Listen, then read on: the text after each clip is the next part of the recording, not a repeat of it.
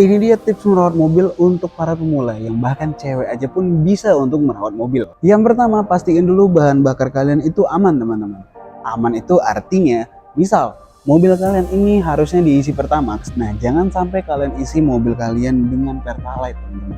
Karena itu nanti bakalan bisa mempengaruhi performa dari mobil kalian. Yang kedua, jangan lupa untuk ganti oli. Nah, kalian harus tandain kilometer berapa yang harus kalian itu benar-benar ganti oli teman-teman. Jadi kalian lebih mudah untuk mengganti olinya secara berkala. Yang ketiga, kalian juga harus ngecek lampu indikator suhu dan juga mesin kalian nih. Di dashboard kalian ini kan pasti ada nih untuk lampu-lampunya apa aja nih. Nah, kalian juga harus cek tuh, dan kalian juga harus tahu warna-warna ataupun misalnya simbol-simbol ini sebenarnya tuh untuk apa sih gitu.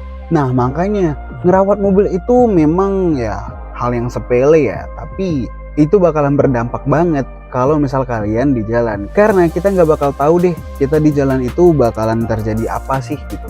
Buat teman-teman DFSK, jangan lupa untuk merawat mobil kalian secara berkala. Atau kalian bisa datang ke dealer kita untuk servis mobil kalian nih.